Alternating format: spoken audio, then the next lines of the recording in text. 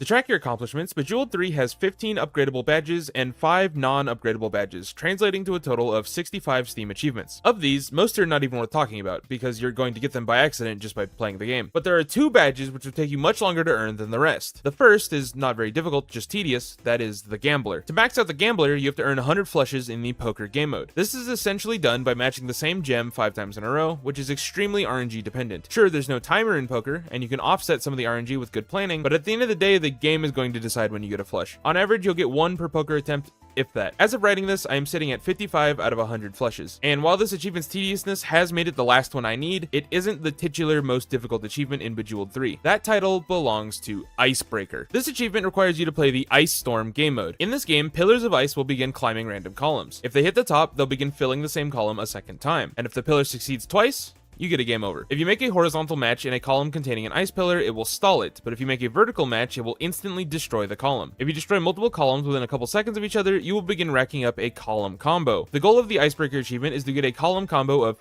15. This process is pure agony. It is entirely up to RNG where the ice pillars will spawn, as well as when gems will even be available to make vertical matches with. Not to mention how tiny the window is to keep your combo up. It's around 2 seconds, if that. There is a little bit of tech here, and that is the only thing that actually breaks your combo is that timer. So theoretically, you could destroy a column, make an unrelated match to reposition your board, and then destroy another column. And as long as it all happens within that 2-second window, your combo is preserved. A lot of guides will recommend resetting upon getting the score meter to 3x because the game moves too fast after that point to focus on high combos. But I actually tended to prefer getting attempts to mid to late game, as I highly valued the quantity of ice pillars that spawn later in the game. In my Icebreaker grind, I got 2 soul-crushing 14x combos before finally getting my 15x, which I'll play the footage of. You'll see once I get to a double-digit combo, I find a match and then pause briefly before actually making it to try and give myself that much more time to figure out which match is going to come after it. I got very lucky here, including a random hypercube spawn, which I also used to extend my timer, but I am very proud of my achievement. This was a pretty difficult and frustrating grind, and if you attempt this, I wish you luck.